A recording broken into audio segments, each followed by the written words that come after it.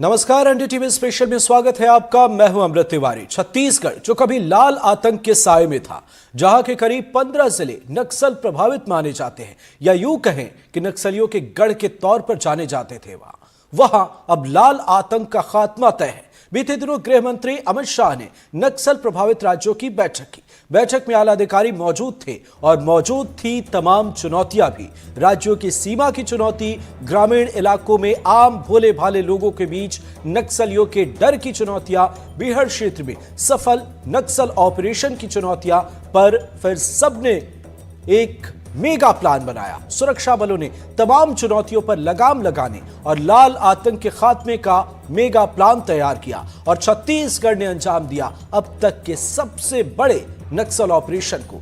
यह सिलसिला यही नहीं थमा, क्योंकि तमाम योजनाओं और मुख्य धारा से जोड़ने की कोशिशों के बीच जो नहीं मान रहे, उन्हें छोड़ेंगे कैसे। सुरक्षा बलों ने फिर प्लान किया कांकेर एक्शन और कांकेर मुठभेड़ में मारे गए 5 नक्सली। साथ ही बलरामपुर में नक्सलियों के मंसूबों पर सुरक्षा बलों ने पानी फेरा। 4 किलो के आईडी को बरामद किया, डिफ्यूज किया। सिलसिला यही नहीं थमता, एक्शन और योजनाओं की लंबी फहरिस्त है। सरकार ने औद्योगिक नीति में सरेंडर कर चुके नक्सलियों और नक्सल पीड़ित लोगों के लिए खास सहूलियतों का ऐलान किया है। आज इसी पर करेंगे चर्चा। एक खास पैनल भी हमारे साथ जुड़ा हुआ है, सबसे आपका परिचय कराते हैं और उसके बाद समझेंगे क्या कुछ चीजें चल रही है। हमारे साथ जुल्फिकार अली रायपुर से, विकास तिवारी बस्तर से, अजय चंद्राकर नक्सल मामलों के जानकार और पीके Mishra ji retired additional DG BSF हमारे साथ जुड़े हुए हैं। बहुत बहुत स्वागत है सभी का। सबसे पहले पीके मिश्रा जी, एक बड़ा सवाल, आप इस एक्शन को, ये जो फिलहाल चल रहा है, उसे किस तरीके से देखते हैं? एक मेगा प्लान तैयार किया गया है और इस बार जो इलाके जहां पर बॉर्डर की सीमाएं हैं, नक्सली एक तरफ वारदात को अंजाम देकर दूसरी तरफ चले जाते थे, लेकिन अब तीनों ही राज्यों की पुलिस जो है, तीनों ही राज्यों की टीम जो है, वो मिलकर इस ज्वाइंट एक्शन को अंजाम दे रही है। तो इसे किस तरीके से आप देखते हैं, क्या कहेंगे आप? देखिए, मैं क्लियरली बताना चाहता हूं, जिस तरीके से अभी एंटी नक्सल ऑपरेशन चल रहा है ग्राउंड में, पहले तो है कि जो ट्रूप्स वहां पर सम्मिलित हुए हैं, जो ट्रूप्स ग्राउंड में ऑपरेट कर रहे हैं, वो फील्ड को अच्छी तरह पहचानते हैं। वहां ऑलरेडी वो ऑपरेशन कर चुके हैं और फील्ड टेरेन के बारे में उनको नॉलेज बहुत है। दूसरा है, अब आप देखिए, जो पहले जो था, आप देख लीजिए, जब हमारा छत्तीसगढ़ में अटैक करते थे तो वहां प्लानिंग होता था उड़ीसा में। अब वो चले जाते थे उड़ीसा क्रॉस करके, मलकानगिरी तुलसी डोगरी से उड़ीसा क्रॉस करके आंध्र चले जाते थे। अब ये सब नहीं होता है, क्योंकि अभी आप खुद ही बता रहे थे, जिस तरीके से अभी मैक का इंफॉर्मेशन इंटेलिजेंस शेयरिंग हो रहा है और ऑपरेशन का कोऑर्डिनेशन होता है तीनों स्टेट के बीच में। अब उसमें जो है, जो हमारा बॉर्डर है छत्तीसगढ़ को लगा करके, जो बॉर्डर है उड़ीसा के साथ और दूसरे स्टेट के साथ, उसमें डिप्लॉयमेंट काफी किया गया है और उसको ड्रोन के ऊपर भी नजर रखा जाता है, ताकि एक स्टेट में जो ऑपरेशन करते हैं, ऑपरेशन करने के टाइम पर मिलिटेंट जो नक्सलाइट्स जो है दूसरे स्टेट को नहीं चले जाएंगे। और दूसरा है, जब ये ऑपरेशन एक स्टेट में होता है, दूसरे स्टेट का जो फोर्सेस है वो अपना बॉर्डर को वहां पर डिफेंस करके रखते हैं और उसको डोमिनेट करके रखते हैं, और बिल्कुल उसके ऊपर उनका ड्रोन चलता रहता है। ड्रोन के साथ कम्युनिकेशन अपना शेयर किया जाता है। बेस्ट पार्ट ऑफ इट, आजकल जो ऑपरेशन चल रहा है छत्तीसगढ़ में, छत्तीसगढ़ के पुलिस जो वहां पर ऑपरेशन चलाते हैं, उनका मेन चीज है ग्राउंड इंटेलिजेंस शेयरिंग और best communication from air and communication from ground to ground, even ground from one state to the ground of other state. That is the best part of it, जिसमें Naxalites जहां पर training देते हैं, जहां पर वो भागना चाहते हैं, उनका जो रिट्रीट पाथ है उसको ब्लॉक किया जाता है और वो कैप्चर हो जाते हैं। और पर्टिकुलरली उनका जो मस्कत होता है, पहले तो था जो कि इन्फॉर्मर होते थे गांव में, काफी इन्फॉर्मर्स को मार देते थे। आजकल वो नहीं है, क्योंकि डेवलपमेंट, कम्युनिकेशन का डेवलपमेंट, रोड का डेवलपमेंट, एजुकेशनल इंस्टीट्यूट का डेवलपमेंट, बिजनेस का डेवलपमेंट, हेल्थ का डेवलपमेंट, हर एक जगह का डेवलपमेंट नक्सलाइट्स एरिया में और इंटीरियर जो हमारा जंगल का एरिया था, सरंडा हो, दंडकारण्य हो, बस्तर हो, उसके बीच में जो है डेवलपमेंट बहुत हो चुका है। जो चीज मैंने 20 साल पहले देखा था, जो मैं लास्ट ईयर गया, मेरे को पता है क्या डेवलपमेंट हुआ है। तो उन लोगों को पता है कि हम नक्सलाइट्स ना बने, हमारे बच्चों को नक्सलाइट्स ना बनाए, और हमारे बच्चे उभर करके आए, और देश का कोई भी जो तरक्की होता है, देश जैसे तरक्की कर रहा है, उसमें शामिल हो जाए। और इसमें जो है जी काफी और बड़ी चीज है जो स्टेट गवर्नमेंट ने किया है, नक्सलाइट को सरेंडर करना। मैं उड़ीसा में जो सरेंडर प्लान है और जो छत्तीसगढ़ में सरेंडर प्लान है, उसको मैं सराहना करता हूं, जिसके वजह से काफी मिलिटेंट सरेंडर किए हैं। और जो सरेंडर करते हैं, देखिए उनको भी बिल्कुल मिश्रा जी, इसमें कुछ अपडेट भी हमारे सहयोगी जुल्फिकार जुड़े हुए हैं। हमने एक्शन की बात की, हमने डेवलपमेंट की बात की। जुल्फिकार, छत्तीसगढ़ सरकार ने नई औद्योगिक नीति का ऐलान किया है, जिसमें कुछ सही सहूलियतों का भी ऐलान किया गया है। इससे कितना फर्क पड़ता है और क्या है खास? देखिए, इससे बहुत बड़ा फर्क पड़ेगा, क्योंकि छत्तीसगढ़ सरकार ने जो नई औद्योगिक नीति 2024 और 30 लॉन्च की है, उसके तहत नक्सल प्रभावित और नक्सली थे वो सब आत्मसमर्पित होने के बाद उन्हें मुख्य धारा से जोड़ना है। क्योंकि सरकार की भी नीति है कि जो नक्सल मोर्चे पर जो पीड़ित हैं, जो नक्सली हैं, अगर वो मुख्य धारा से जुड़ते हैं तो उन्हें किस तरीके से मुख्य धारा से जोड़ा जाए।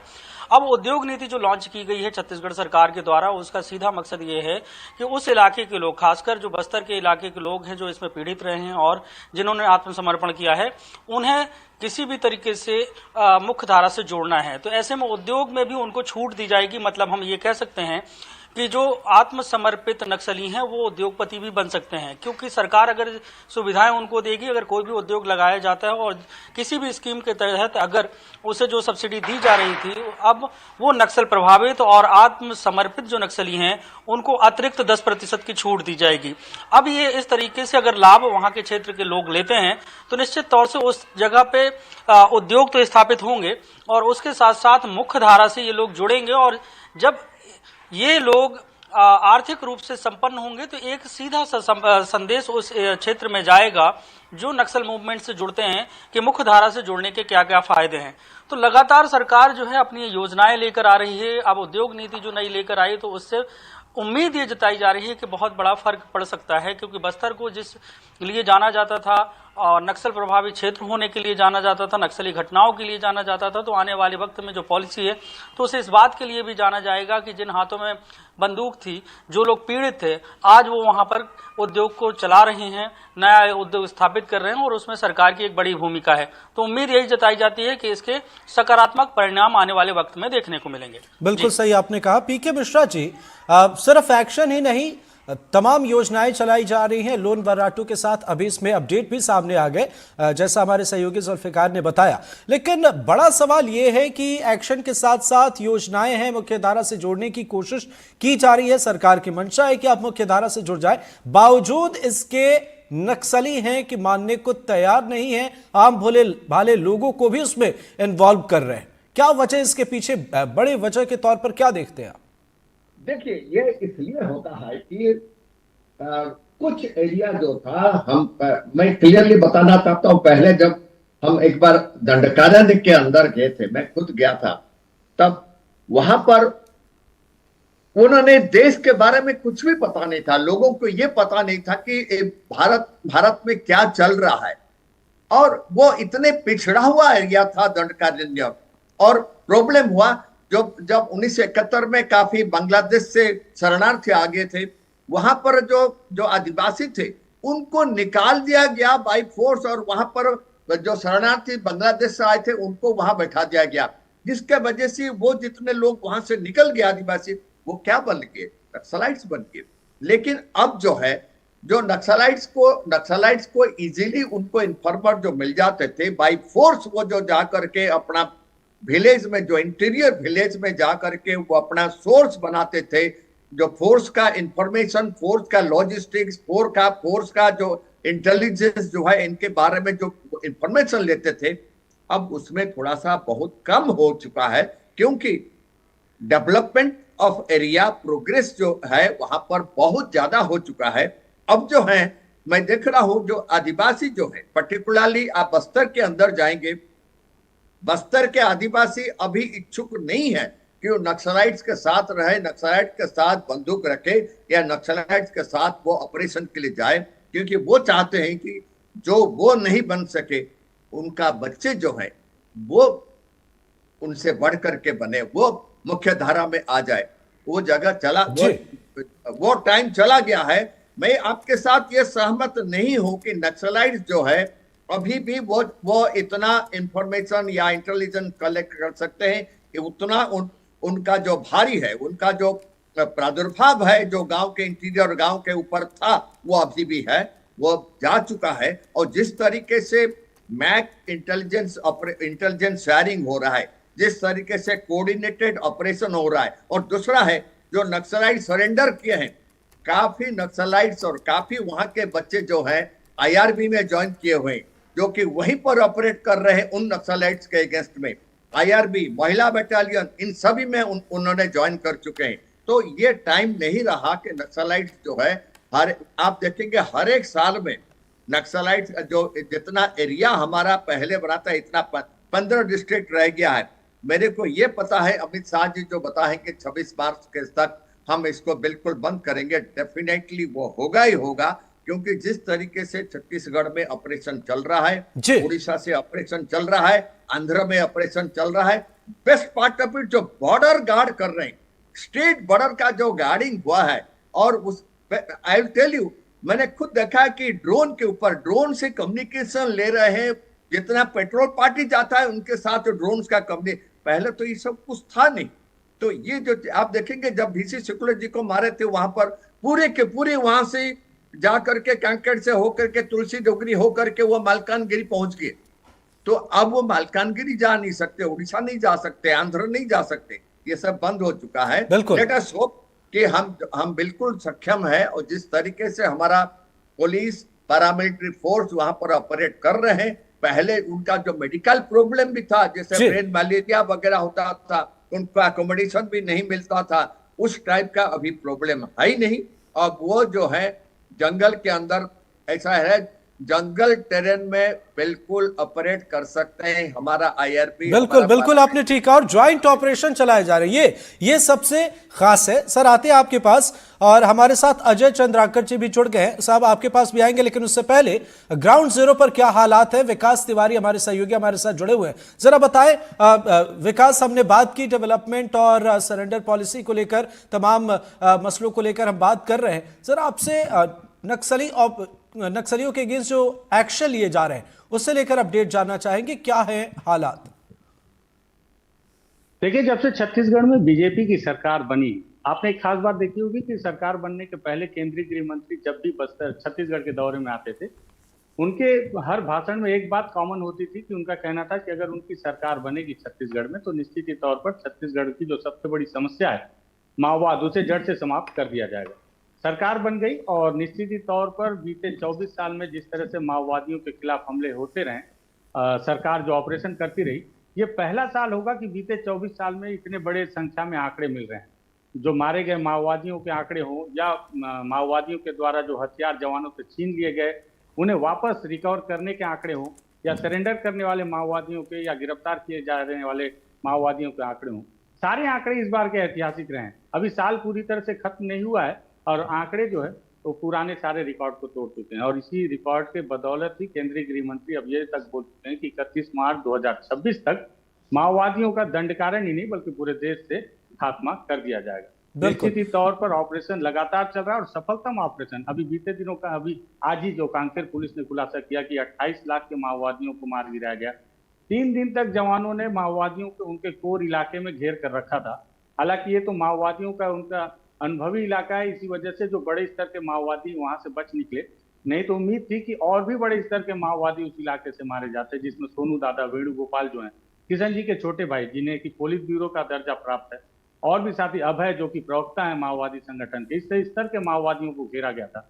लेकिन 3 दिन तक जवान अब पूरी मुस्तैदी से उस इलाके में जाकर लड़ रहे हैं। ये रणनीति बदलने का ही फर्क है, और साथ ही साथ जो समर्पण नीति में जो फर्क जो नई कोशिश की गई है सरकार के द्वारा, मुझे लगता है कि अब इसका प्रभाव निचले स्तर के माओवादियों को मिलेगा, क्योंकि निचले स्तर के माओवादी ही सबसे ज्यादा पीड़ित होते हैं अगर संगठन में बात की जाती है। बिल्कुल आपने ठीक कहा। अजय चंद्राकर जी नक्सल मामलों के जानकार हैं। अजय जी, हमारी कोशिश, प्रशासन की, सरकार की कोशिश नक्सलियों को लेकर एक्शन से ज्यादा उन्हें मुख्यधारा से जोड़ने की है। अब इस बीच मेगा प्लान भी है, इस बीच ज्वाइंट ऑपरेशन भी है, तीनों स्टेट मिलकर यहां पर एक्शन ले रहे हैं, सरेंडर पॉलिसी भी है, उसमें कुछ चीजें ऐड ऑन की जा रही हैं। वक्त के साथ बेहतर रणनीति के साथ सरकार आगे बढ़ रही है, पर इन सब के बीच कहां पर क्या चुनौती आप देखते हैं जिस वजह से आज भी मुठभेड़ की तस्वीरें ही नजर आ रही हैं? जो हम उम्मीद लगाकर बैठे हुए हैं, जो हम उम्मीद कर रहे हैं कि लोग जो नक्सली हैं वो सरेंडर करें, वो मुख्य धारा से जुड़े, वो वहां पर जितनी संख्या होनी चाहिए थी शायद लगता है कि उससे कम है। बिल्कुल अमृत जी, बहुत बढ़िया प्रश्न है आपका। देखिए, इसमें कोई शक ही नहीं, यकीनन यह सत्य है, इससे इनकार नहीं है कि 2024 प्रशासन के लिए, सरकार के लिए और केंद्र सरकार की जो योजनाएं रही हैं, और नक्सलियों को सबसे ज्यादा नुकसान 2024 में ही हुआ है। लेकिन जनरली चर्चा होती है अमृत जी, आप जो चर्चा की है उसके पीछे इतिहास के पन्नों को पलटते हैं तो इसके दो रूप, एक तो 80 के दशक का और 80 के दशक के पहले का।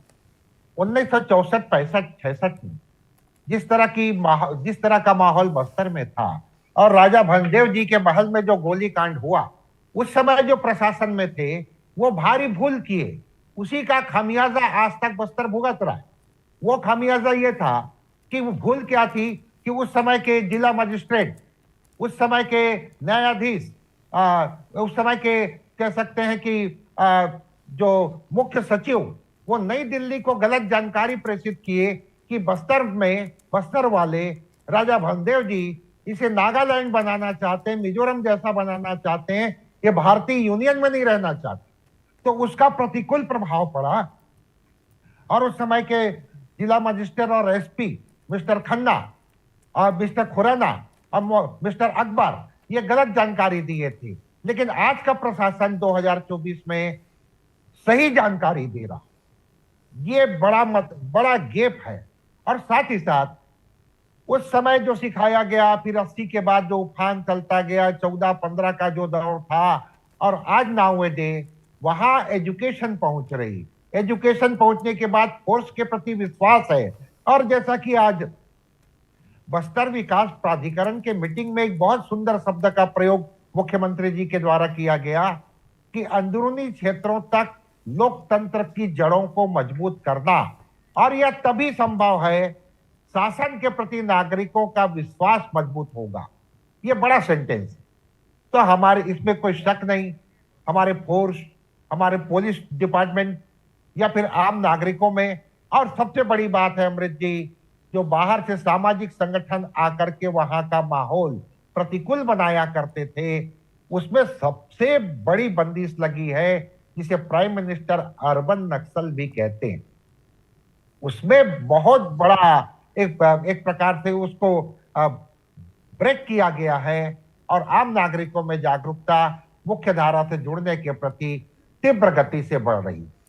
बिल्कुल आपने सही कहा। लेकिन इस बीच पीके मिश्रा जी, एक जिस आइडियोलॉजी की बात होती थी पहले कि एक खास आइडियोलॉजी से जुड़े हुए ये लोग हैं, कुछ नक्सलियों के बीच ऐसे लोग भी थे जो कई चीजें जानते थे, उन्हें समझाते थे, उन्हें कन्विंस करते थे, मैनिपुलेट किया जाता था। लेकिन बीते दिनों हमने जो अपडेट देखे हैं, अब वैसी चीजें नजर नहीं आती कि ये किसी खास आइडियोलॉजी से जुड़े हुए हैं। तो फिर बड़ा सवाल ये उठता है कि ये कौन से लोग हैं, कौन सी चीजों से प्रभावित हैं कि इन्होंने हथियार पकड़ा हुआ है, मुख्यधारा से नहीं जोड़ना चाहते।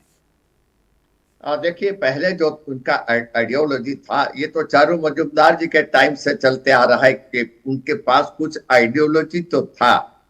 आजकल जो नक्सलाइट्स है जो ऑपरेट कर रहे, आप बस्तर देख लीजिए, सराटा देख लीजिए, दंडकारण्य देख लीजिए, दे आर मिलिटेंट्स। इनका आइडियोलॉजी कुछ नहीं है।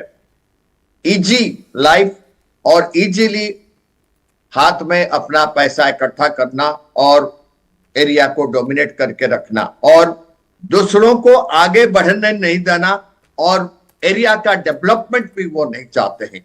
ये है उनका पॉलिसी, ताकि वही बढ़ते रहे और उस एरिया में डेवलपमेंट ना हो, स्टेट गवर्नमेंट ना घुस सके, या फोर्स वहां पर नहीं जा सके। ये उनका नीति था जिसके लिए वो चल रहे थे। आप देख लीजिए जो कि बीजापुर में हुआ था, सुकमा में हुआ था, टेडमेटला से हुआ था, वो अब नहीं होगा।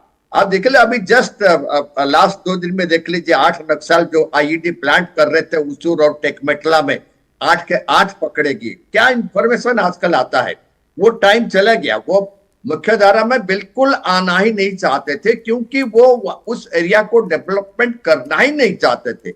ये एक चीज था जो कि उनके फेवर में जाता था। और जितने वहां पर आदिवासी लोग थे, दंडकारन में हो, बस्तर में हो, सरेंडर में हो, ये सब उनके अंडर में रहते थे बाय फोर्स। वो उनको वहां पर से even a lot of girls also, lot of women child also, they joined Naxalism and they were trained also in the training area. लेकिन ये चीज आज नहीं है क्योंकि अभी जो है उस गांव जब डेवलपमेंट हो चुका है तो लोग चाहते हैं कि उनका बच्चे जो है मुख्य धारा में आए और जो भी उनका बच्चे जा चुके हैं वो सरेंडर करें ताकि मुख्य धारा में आ जाए। और मैंने बहुत देखा है, मैंने काफी लड़कों से बात किया था जो आईआरबी में है हमारे, जो कि पहले नक्सलाइट्स थे और अभी कांस्टेबल्स हैं। और वो मैं बोलता तुम लोग कैसे काम कर रहे हो, और वो बोलते साहब हमें पता है बस्तर क्या है, हम बस्तर में नक्सलाइट्स थे और हम बस्तर में चाहते हैं कि हम देखेंगे कि बस्तर से नक्सलाइट्स यहाँ से दूर हो जाए। और हमारे जो फ्रेंड्स हैं हम भी बात कर रहे हैं उनसे कि आप लोग सरेंडर करिए। मेरे को इतना अच्छा लगा उन जवानों से बात करने का, और यही चीज चलता रहेगा। और एक बहुत बड़ी चीज मैं बता रहता हूं, पैरामिलिट्री फोर्स बिल्कुल वहां पर जो है हम वहां पर ही रिक्रूटमेंट कर रहे हैं। और ऐसा है बिल्कुल, हमारा तो कांस्टेबल के लिए 10th क्लास पास या 12th, कभी कभी 12th क्लास, अभी हम तो 8वीं क्लास या 7वीं क्लास, इवन 5वीं क्लास पास हो अगर कोई हमको मिल गया उस एरिया में, सब ज्वाइन कर रहे हैं in paramilitary forces. Thank to the state government को और सेंट्रल गवर्नमेंट को ये नोटिफिकेशन के लिए। और वो चीज नहीं रहेगा। और वो जो है हमारा विशेष शुक्ला और इतना आदमी जो वहां पर मरे गए थे, ताड़मेटला में इतना हो गए थे, 64 शहीद हो गए थे, बीजापुर सुकमा में इतना शहीद हो गए थे।